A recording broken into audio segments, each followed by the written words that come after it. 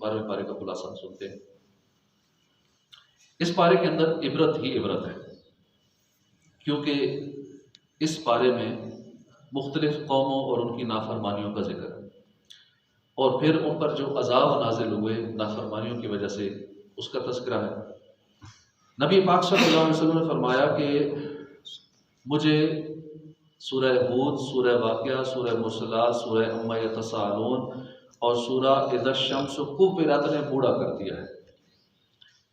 इसकी शरह में मुफ्ती साहब लिखते हैं कि मुफ्ती अहमद यार खान नईमी रहमतुल्लाह फरमाते हैं कि इन सूरतों में अज़ाब इलाही का जिक्र है जिनसे मुझे अपनी उम्मत की फ़िक्र है, यानी हमारे आका सल्लल्लाहु अलैहि वसल्लम हमारी फ़िक्र में बूढ़े हो गए। इन सूरतों में चूँकि अज़ाब का जिक्र है और कहीं मेरी उम्मत को अज़ाब ना हो इस फ़िक्र में हुजूर बूढ़े हो गए। सूरह हूद की इब्तिदा 11वें पारे के आखिर से होती है।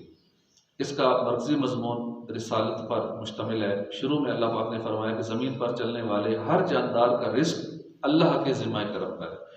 दाब्बा का माना है कि हर वो जानवर जो ज़मीन पर रींग कर चलता हो, उर्फ में चौपाई को भी दाब्बा कहते हैं, जबकि आयत में इससे मुतलक जानदार मुराद है, लिहाजा इंसान और तमाम हैवानात इसमें दाखिल हैं। फिर फरमाया कि अल्लाह पाक हर एक के ठिकाने और सुपुर्द किए जाने की जगह को जानता है। अब यहाँ हर जानदार से मुराद इसलिए हमें समझाया कि वैसे तो इस कायनात में कहीं भी, चाहे किसी और सियारे में कोई रहता हो, चाहे कोई मखलूक चांद पे हो, कहीं और हो, सबका ही रिस्क अल्लाह के ज़िम्मे है। लेकिन यहाँ हमें समझाने के लिए, चूँकि हमारा मुशाहिदा, हमारे सामने यही चीज़ें होती हैं, या इंसान है या जानदार है या समुद्र की मखलूक़ात है या जो समुद्र के बाहर है, हमारा मुशाहिदा यही है, तो इसलिए यहाँ पे दाब्बा का जिक्र फरमाया। अब्दुल्लाह बिन मसूद रज़ियल्लाहु अन्हु फरमाते हैं कि ठिकाने से मुराद मौ के रहम और सिपुर्द की जगह से मुराद मौत का मकाम है। इस आयत में जो जानदारों और उनके रिस्क और उनके ठहराने और सुपुर्द की जाने की जगह का जिक्र हुआ, ये सब बयान करने वाली किताब यानी लोहे महफूज में मौजूद है। फिर इंसान की खुद गर्जी को बयान फरमाया कि अगर हम इंसान को अपनी किसी रहमत का मज़ा चखाएं और सेहत, अमन, वसअत रिस्क और दौलत अता करें, फिर ये सब उससे छीन लें और इसे मसाइब में मुब्तला कर दें, तो बेशक वो दोबारा इस नेमत के पाने से मायूस हो जाता है, अल्लाह के फजल से अपनी उम्मीद ख़त्म कर लेता है और सब्र व रज़ा पर साबित कदम नहीं रहता और गुज़श्ता नेमत की नाशुक्री करता है। इसी तरह अगर मुसीबत के बाद कोई नेमत मिले तो इंसान तकब्बुर में आ जाता है। अलबत्ता जो शख्स हर हाल में सब्र और शुक्र करने वाला, नेक अमाल बजा लाने वाला होता है, उनके लिए बख्शिश है और बड़ा अजर है। गुर्बत आ जाए, परेशानी आ जाए, खुशहाली आ जाए, ज़ीरो हो जाए, अरबपति हो जाए, जैसे जिस हाल में हूँ अपने रब की इबादत नहीं छोड़ता। पैसा आ जाए, दौलत आ जाए, ओहदा आ जाए, मगरूर नहीं होता, वो फिर भी उसकी रूटीन वही रहती है अपने रब की इबादत की। सब कुछ चला जाए, उसकी रूटीन फिर भी वही रहती है, फिर भी सब्र करता है, फिर भी अल्लाह का शुक्र ही अदा करता है। तो यहाँ एक बार फिर कुरान करीम के कलाम इलाही होने का इनकार करने वालों को चैलेंज दिया गया कि अपने तमाम हामियों को बुलाकर इस जैसी कोई 10 सूरतें बना लो। मगर जाहिर है कि वो कहाँ ला सकते थे। कुरान करीम जैसी सूरतें बनाने से इनका आजिज़ होना इस बात की दलील है कि ये कुरान अल्लाह का नाजिल करता है, और 10 सूरतें तो क्या एक सूरत बल्कि एक आयत भी बनाकर नहीं ला सकते थे। फिर इन कौमों का तज़किरा किया गया जो अपनी नाफरमानियों की वजह से अल्लाह के अज़ाब में गिरफ्तार हुई। नूह अलैहिस्सलाम ने कौम को तौहीद और रिसालत की बात समझाई और ना मानने की सूरत में दर्दनाक अज़ाब की वेद सुनाई। नूह अलैहिस्सलाम को जब यकीन हो गया कि मेरी कौम के साहिब ईमान लोगों में अब मज़ीद कोई इजाफा नहीं होगा, तो नूह अलैहिस्सलाम ने अल्लाह पाक से दुआ मांगी है, ए मेरे पाक परवरदिगार मेरी मदद फरमा। अल्लाह पाक ने दुआ को कबूल फरमाकर हुक्म इरशाद फरमाया कि आप बहुत बड़ी कश्ती तैयार करें, जब तैयार हो जाए तो उसमें ईमान वालों को भी सवार होने का हुक्म दे। जब नूह अलैहिस्सलाम कश्ती बना चुके तो अल्लाह पाक ने आसमान से पानी को नाज़िल कर दिया, ज़मीन को भी पानी उबलने का हुक्म दिया। आसमान और ज़मीन से आने वाले पानी ने कुफार को नेस्तो नाबूद कर दिया, यहाँ तक कि जो नूह अलैहिस्सलाम का काफिर और नाफरमान बेटा भी था वो भी तूफान में गर्क हो गया। फिर अल्लाह पाक ने हुक्म दिया कि ए ज़मीन अपना पानी निगल ले और ए आसमान थम जा। चुनांचे पानी खुश्क हो गया और कश्ती को ही जूदी पर आकर ठहर गई। नूह अलैहिस्सलाम ने 950 साल तबलीग की, लेकिन घर वाले मिला के टोटल 80 के करीब अफराद ने आपकी बात मानी, ईमान कबूल किया। तो हमें गौर करना चाहिए। अब इतना अरसा तबलीग की अल्लाह के नबी ने, लेकिन इतने लोग बात माने। हम दिन में 2-4 को दावत देते हैं, अगर नहीं मानते तो हम मायूस होकर बैठ जाते हैं कि आज के बाद किसी को नहीं कहेंगे। लोग नमाज पढ़ते नहीं हैं, लोग सख्त लोग हैं, पत्थर दे लोग हैं, लोग बात मानते नहीं हैं, किसी से अच्छी बात करनी ही नहीं है, किसी को नेकी की दावत देनी ही नहीं है, ना नमाज का कहना है, ना किसी से चंदा मांगना है, ना कोई। अब खुद हम महरूम हो जाते हैं इन सारी नेकियों से। हालांकि इसमें तो सवाब है, कोई भी नेकी की दावत देंगे तो हर बात पे 1 साल की इबादत का सवाब मिलेगा। अगला बात माने ना माने, अपना सवाब तो खरा है। इसलिए हमें कोशिश, जब नबियों की लोग बात नहीं मानी तो हमको किसी खाते में ही नहीं है ना। हमारी कोई बात मान ले तो हमें तो उस पर हैरान होना चाहिए। बड़ी बात है कि मैंने ये कहा और ये बंदा मान गया, मैंने चंदे की अपील की और इन लोगों ने कुछ दे दिया, बड़ी बात है, बड़ी हैरत की बात है, ये कैसे हो गया। उस पर हैरान होना चाहिए, ना इसके कि मैंने जी 10 को दावत दी है तो एक भी नहीं माना। तो इस तरह फिर बंदा मायूस हो जाता है, फिर नेक काम ही बंदा छोड़ देता है, दावत देना ही छोड़ देता है। और जब दावत देना छोड़ दे, जैसे नमाजों की दावत देना छोड़ दी, तो हो सकता है कि वक्त ऐसा है बंदा खुद बेनमाजी हो जाए। क्योंकि बंदा खुद जब तक नमाजों की दावत देता रहता है वो पक्का नमाजी रहता है, जब तक गुनाहों से रोकता रहता है वो उन गुनाहों से बचा रहता है। लेकिन जब ये काम छोड़ देता है तो फिर आहिस्ता आहिस्ता शैतान उस पर वार करता जाता है, तो बंदा उन्हीं चीज़ों में खुद मुब्तला हो जाता है। इस चीज़ का खदशा होता है। फिर अल्लाह पाक ने कौम आद का जिक्र किया, जो खुद को अपने दौर की ताकतवर तरीन कौम तस्वर करती थी। जिस्मानी ताकत बड़ी ज़्यादा थी इनके अंदर, कद बड़े बड़े थे, बॉडी बिल्डर थे और ताकतवर थे। उनका दावा था कि दुनिया में हमसे ज़्यादा ताकतवर कोई नहीं। हूद अलैहिस्सलाम उनको अल्लाह पाक की तौहीद की दावत देते रहे, लेकिन उन्होंने हूद अलैहिस्सलाम की बात नहीं सुनी। हूद अलैहिस्सलाम ने फरमाया कि ए आद, तुमको अपनी ताकत पर तकब्बुर है, अगर तुम अपने परवरदिगार से बख्शिश और मग़फ़िरत तलब करो और अपने गुनाहों की माफ़ी मांगो तो अल्लाह पाक तुम पर आसमान से बारिश नाज़िल फरमाएगा, तुम्हारी क़ुव्वत में और इजाफा कर देगा। लेकिन कौम आद के लोग ताकत के नशे में बदमस्त थे। जैसे हमारे यहाँ नौजवान जब नया नया जवान होता है तो अपने आप को पता नहीं क्या समझता है, पता नहीं क्या चीज़ हो, फिर जैसे जब उम्र गुजरती है, बुढ़ापा आता है, फिर अपनी हकीकत पता लगती है कि बंदा कितना कमज़ोर है। जवानी में उसके जवानी के नशे में ऐसा हो जाता है कि किसी को समझते कुछ नहीं, बदमस्त हो जाता है। तो कौम आद के लोग ताकत के नशे में बदमस्त थे। अल्लाह पाक ने ऐसी ताकतवर तूफानी हवा को उन पर मुसल्लत कर दिया कि जिसने उनको उखाड़ के फेंक दिया। अपनी ताकत पर नाज करने वाले जमीन पर यूं पड़े थे जिस तरह कटे हुए दरख्तों पर टुकड़े पड़े होते हैं, ये हाल हो गया। यानी हवा ने ही उनका ये हाल कर दिया। हवा ने इतनी ताकतवर लोगों का, जो कहते हमें को हिला नहीं सकता, हवा ने उखाड़ के फेंक के उनको दरख्तों के टुकड़ों की तरह कर दिया। फिर अल्लाह पाक ने कौम समूद का जिक्र किया। कौम समूद के लोग भी अल्लाह की तौहीद को फरामोश कर चुके थे। सालेह अलैहिस्सलाम ने तौहीद का उन्हें दर्स दिया, तो लेकिन इस दर्स को कबूल करने पर आमादा न हुए। उन्होंने सालेह अलैहिस्सलाम से उस बात का तकाजा किया कि कोई निशानी दिखाई जाए। सालेह अलैहिस्सलाम ने अल्लाह से दुआ की तो बस्ती की एक बड़ी पहाड़ी फटी, उसमें से ऊँटनी निकली। ऊँटनी ने बाहर निकलते ही बच्चा जन्म दिया। मगर बस्ती के लोगों ने इतना बड़ा मुआजिज़ा अपनी आंखों से देखा कि उनके सामने पहाड़ी फटी, उसके अंदर से ऊँटनी निकली, निकलते ही उसने बच्चा भी दे दिया। ये सब कुछ आंखों से देखा, मुआजिज़ा देखकर ईमान लाने के बजाय उल्टा उस ऊँटनी की टांगें काट दी।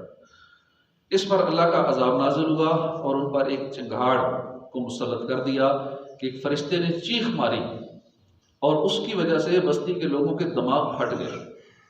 नंबर 69 से इब्राहीम और लूत अलैहिस्सलाम का तज़किरा कि सादा रूह नौजवानों की हसीन शक्लों में फरिश्ते इब्राहीम अलैहिस्सलाम के पास हज़रत इसहाक़ हज़रत याकूब अलैहिस्सलाम की पैदाइश की खुशखबरी लेकर आए। फरिश्तों ने सलाम कहा तो हज़रत इब्राहीम अलैहिस्सलाम ने भी जवाब में फरिश्तों को सलाम कहा। फिर थोड़ी देर में इब्राहीम अलैहिस्सलाम एक बुना हुआ बछड़ा लेकर आए।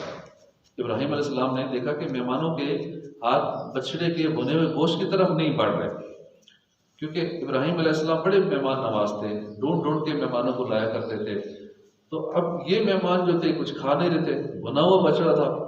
अब बुना हुआ बछड़ा, रोस्ट बछड़ा हो तो वो भी कोई ना खाए, बड़ी हैरत हुई आप कि मेरे मेहमान खाना क्यों नहीं खा रहे। तो इससे इब्राहीम अलैहिस्सलाम को वहशत हुई, दिल में उनकी तरफ से खौफ महसूस किया कि कहीं ये मुझे नुकसान न पहुंचा दें। फरिश्तों ने जब इब्राहीम अलैहिस्सलाम पर खौफ के आसार देखे तो उन्होंने कहा कि अब नहीं, हम फरिश्ते हैं और हम हज़रत लूत अलैहिस्सलाम की कौम पर अजाब नाजिल करने के लिए भेजे गए हैं और फरिश्ते होने की वजह से हम खाना नहीं खा रहे थे और हम आपको औलाद की खुशखबरी देने आए। अल्लाह पाक आपको इसहाक अलैहिस्सलाम नामी बेटा अता फरमाएगा और याकूब अलैहिस्सलाम आपके पोते होंगे। तो इब्राहीम अलैहिस्सलाम की ज़ौजा वहीं खड़ी थी। अब औरतों के अंदाज गुफ्तगू में अपने चेहरे पर हाथ मारते हुए कहने लगी कि मेरे अंदर तो बजाय औलाद होने का कोई इम्कान नहीं है और इब्राहिम भी बूढ़े उम्र के हो चुके हैं, हमारे यहाँ कैसे औलाद हो सकती है। तो फरिश्तों ने कहा कि इसमें ताज्जुब और हैरानी की बात नहीं है, अल्लाह पाक आपके घराने पर अपनी रहमतें और बरकतें अता करने का इरादा फरमाता है और वो हर चीज़ पर कादिर है। याद रहे कि उनका एतराज़ या रब की रहमत से मायूसी नहीं थी, बल्कि एक ताज्जुब के तौर पे था कि आम रूटीन में ऐसा होता नहीं है कि बुढ़ापे में किसी को औलाद हो जाए, वो हैरानी के लिए था। आयत नंबर 77 से अल्लाह पाक ने कौम लूत का जिक्र फरमाया कि उस कौम के लोग हम जिन्स परस्ती का शिकार थे। लूत अलैहिस्सलाम ने उनको समझाया कि वो इस काम से इज्तनाब करें, लेकिन वो लोग लूत अलैहिस्सलाम की दावत से बिल्कुल भी तब्दील ना हुए। फरिश्ते लूत अलैहिस्सलाम के पास खूबसूरत इंसानों की शक्लों में आए और लूत अलैहिस्सलाम ने जब उनको देखा कि खूबसूरत नौजवान आए और उनकी कौम वैसे इस गुनाह में मुब्तला थी कि बदकारी करती थी खूबसूरत लड़कों से, तो आप परेशान हो गए कि अब बस्ती के लोग इन नौजवानों को जो मेरे मेहमान हैं इनको हवस का निशाना बना लेंगे। कौम को जब पता चला तो वो भी आ गए कि लूत अलैहिस्सलाम के पास इतने खूबसूरत नौजवान आए हुए हैं, बुराई की नीयत से पहुंच गए। अब आप और गमगीन हो गए। आपके गम को देखकर फरिश्तों ने कहा कि आपकी कौम हमारा कुछ नहीं बिगाड़ सकती, आप रातों रात अपने घर वालों को लेकर तशरीफ ले जाए, मगर आपकी बीवी भी अजाब में गिरफ्तार होगी। फिर अल्लाह पाक ने फरिश्तों को हुक्म दिया तो फरिश्तों ने बस्ती को अपने परों पर उठाकर ज़मीन पर फेंक दिया और पूरी बस्ती को पत्थरों से रौंद डाला। आयत नंबर 84 में अल्लाह पाक ने कौम मदियन का जिक्र किया जो शिर्क के गुनाह के साथ साथ नाजायज़ मुनाफाखोरी के शिकार थी। शुएब अलैहिस्सलाम ने उन्हें समझाया कि नाप तोल में कमी ना करो, मगर उन्होंने शुएब अलैहिस्सलाम की बात ना मानी और उसी तरह ही नाप तोल में गड़बड़ करते रहे। तो उन्होंने कहा कि हमें ऐसा दीन नहीं चाहिए जो इंसान को कारोबार भी ना करने दे। शुएब अलैहिस्सलाम ने फरमाया कि पिछली कौमों ने ऐसा किया, पिछली कौमों से तो इबरत हासिल करो, मगर उनमें कोई तब्दीली वाक़ई नहीं हुई। इस पर अल्लाह ने उन पर इसी तरह की चीख को मुसल्लत कर दिया जिसके साथ कौम समूद ये तबाह हो गई, तबाह बर्बाद हो गई और ये लोग सुबह को अपने घरों में अजाब की ताबनाक लाकर ऐसे उल्टे पड़े थे गोया कि वो कभी ज़मीन पर आबादी नहीं हुए।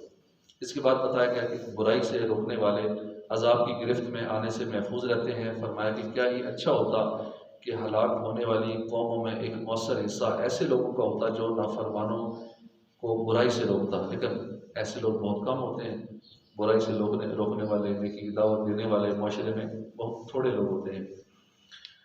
आखिरी आयत में यह दहानी करवाई गई कि अल्लाह पाक ने साबिक़ रसूलों के वाक़यात इसलिए बयान फरमाए कि इससे नबी करीम सल्लल्लाहु अलैहि वसल्लम को तसल्ली हो और अहले ईमान के लिए नसीहत हो जाए और काफिरों के लिए चैलेंज है कि वह हमारे रसूल के खिलाफ जो कर गुजरें उनका वही अंजाम होगा जैसा साबिक़ रसूलों के मुखालफिन का हुआ था, बल्कि उससे भी बदतर होगा।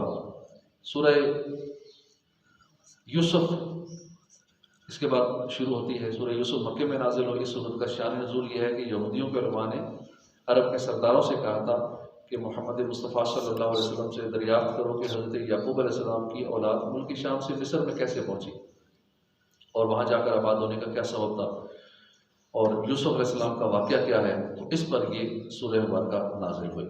इस सूरत में बड़े मुनफरिद अंदाज में यूसुफ अलैहिस्सलाम का वाक़या बयान हुआ। बाकी नबियों के वाक़यात मुख्तलिफ आयात में मुख्तलिफ सूरतों और पारों में मौजूद हैं, लेकिन हज़रत यूसुफ अलैहिस्सलाम का वाक़या मुकम्मल तौर पर इसी सूरत में बयान किया गया। कुरान पाक ने इस किस्से को अहसनुल क़सस कहा, बेहतरीन किस्सा करार दिया, यानी वाक़यात में से बेहतरीन सच्चा किस्सा। इसमें जितनी इबरत है, नसीहत पाई जाती है, वो किसी दूसरे किस्से में नहीं पाई जाती। इसमें दीन, तौहीद, शिर्क की तरदीद, सीरत और ख्वाबों की ताबीर है। सियासत और हुकूमत के रमूज़, इंसानी नफ्सियात, मुआशी खुशहाली की तदबीरें और ज़ुहद व तक़वा की मिसालें भी मौजूद हैं। सूरत के शुरू में कुरान करीम की हक़ानियत का बयान है, फिर यूसुफ़ अलैहिस्सलाम के ख्वाब का जिक्र है। मुफ़स्सिरीन ने यह वाक़या यूँ बयान किया है कि हज़रत यूसुफ़ अलैहिस्सलाम ने ख्वाब देखा कि आसमान से 11 सितारे उतरे हैं, उनके साथ सूरज है, चाँद भी है, इन सब ने आपको सजदा किया। यूसुफ़ अलैहिस्सलाम ने ये ख्वाब जुम्मे की रात को देखा और ये रात शब कदर थी। हज़रत कतादा फरमाते हैं कि ख्वाब में देखे गए सितारों की ताबीर आपके 11 भाई हैं, सूरज आपके वालिद हैं, चाँद आपकी वालदा है। आपकी वालदा माइदा का नाम राहील है और मुफस्सर सदी का कौल है कि चूँकि राहील का इंतकाल हो चुका था इसलिए चाँद से आपकी खाला मुराद है। सजदा करने से मुराद हकीकतन सजदा मुराद है, क्योंकि उस ज़माने में सलाम की तरह सजदा तहियत यानी ताज़ीमी सजदा किया जाता था और उस दौर में जायज़ था, उस शरीयत में सजदा ताज़ीमी जायज़ था। याकूब अलैहिस्सलाम यूसुफ अलैहिस्सलाम से बहुत मोहब्बत करते थे, इसलिए यूसुफ अलैहिस्सलाम के भाई उनसे हसद करते थे और याकूब अलैहिस्सलाम ये बात जानते थे। इसी वजह से आपने यूसुफ को ये किस्सा उनको बताने से मना फरमाया। आखिरकार हसद की बिना पर भाइयों ने यूसुफ अलैहिस्सलाम के कत्ल का इरादा किया और अपने वालिद को राज़ी करके उन्हें जंगल में ले गए। उन्हें कुएं में फेंक कर कपड़ों को किसी जानवर के खून से आलूदा करके वालिद को बताया कि हम जंगल में खेलते रहे और भाई को भेड़िया खा गया। याकूब अलैहिस्सलाम उनकी साजिश को समझ गए और यूसुफ अलैहिस्सलाम के फिराक में परेशान रहने लगे, आंसू बहाते रहे। एक तिजारती काफिले ने यूसुफ अलैहिस्सलाम को कुएं से निकालकर मिस्र के बाजार में फ़रोख्त कर दिया। आपकी खूबसूरती के चर्चे वहाँ होने लगे। बादशाह ने उन्हें खरीद कर अपना मुंह बोला बेटा करार दे दिया। इस तरह यूसुफ अलैहिस्सलाम कुएं से निकलकर शाही महल में रहने लगे। शाही मिस्र की बीवी यूसुफ अलैहिस्सलाम पर फरिश्ता हो गई, दावत गुनाह देने लगी। यूसुफ अलैहिस्सलाम ने अपनी पाकदामनी की हिफाजत की। आप अलैहिस्सलाम ने इसको उस काम से मना किया। शाही मिस्र को मालूम हुआ तो उस औरत ने यूसुफ अलैहिस्सलाम पर इल्ज़ाम लगा दिया कि यूसुफ अलैहिस्सलाम की तरफ से इब्तदा थी। अल्लाह पाक ने ऐसा करम किया कि उसी ख़ानदान के इसी घर में छोटे से दूध पीते बच्चे से यूसुफ अलैहिस्सलाम की पाकदामनी की गवाही दिलवा दी। इसके बाद यूसुफ अलैहिस्सलाम को कैद में डाल दिया गया। वहां पर यूसुफ अलैहिस्सलाम के साथ 2 कैदी थे। उन्होंने अपना यूसुफ अलैहिस्सलाम को कहा कि हमने ख्वाब देखा है कि आप इसकी ताबीर हमें बता दें, जो हमने ख्वाब देखा है। आपने ख्वाबों की ताबीर बताई। एक से कहा कि तुम बादशाह के दरबार में पहुंचोगे और अपने आका को शराब पिलाओगे। दूसरे को बताया कि तुम सूली दिए जाओगे और परिंदे तुम्हारा गोश्त नोच कर खाएंगे। वो कहने लगे कि हमने ख्वाब देखा ही नहीं। आपने फरमाया कि देखा या नहीं देखा, जो मैंने कह दिया वही होगा। वो तो मजाक कर रहे थे कि आप ताबीर बताएंगे, लेकिन नबी की ज़ुबान से जो निकल जाता है, बल्कि औलिया की ज़ुबान से जो निकल जाए पूरा है, तो नबी की शान तो बहुत आला है। और फिर ऐसा ही हुआ, एक आज़ाद होकर अपने बादशाह के दरबार तक पहुंचा और दूसरा सूली का शिकार हो गया। आपने आज़ाद होने वाले को कहा कि तुम बाहर निकलकर अपने बादशाह से मेरे हवाले से बात करना। कुछ दिनों के बाद बादशाह ने ख्वाब देखा कि 7 तंदुरुस्त गायें हैं, 7 दुबली गायें हैं, 7 तंदुरुस्त गायें 7 दुबली गायें खा रही हैं और 7 सब्ज़ बालियां हैं और 7 खुश्क हैं। बादशाह ने अपने दरबारियों से ख्वाब की ताबीर पूछी, लेकिन वो बता नहीं सके। अब वो कैदी था वहीं का दरबारी, उसके जहन में आया कि यूसुफ अलैहिस्सलाम ख्वाबों की ताबीर जानते हैं। उसने बादशाह को बताया तो बादशाह ने उनके पास लोगों को भेजा। आपने फरमाया कि 7 साल खुशहाली के होंगे, फिर 7 साल साली के होंगे। तुम्हें चाहिए कि खुशहाली के 7 सालों में अनाज को खुशों में रखना ताकि खुश्क साली में तुम्हारे काम आए। ख्वाब की सही ताबीर बताने की वजह से आप बादशाह की नज़रों में आ गए। बादशाह ने आपकी रिहाई का फैसला कर दिया, मगर आपने कहा मेरे मामले में तहकीकात की जाए।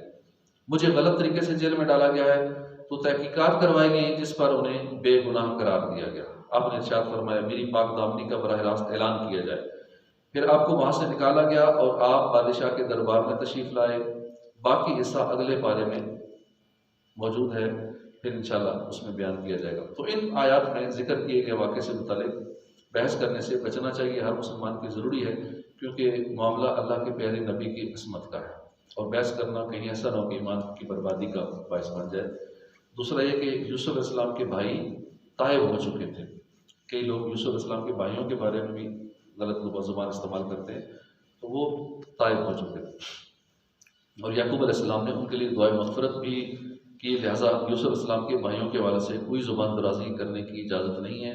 तीसरा ये कि यूसुफ़ अलैहिस्सलाम पाक दामन थे, आपकी तरफ से कोई भी ऐसी पेशकदमी नहीं हुई थी, बल्कि उस औरत की तरफ से ये मामला किया गया था और फिर वो भी ताइब हो गई और फिर आपका उस खातून से निकाह हुआ और फिर औलाद भी हुई।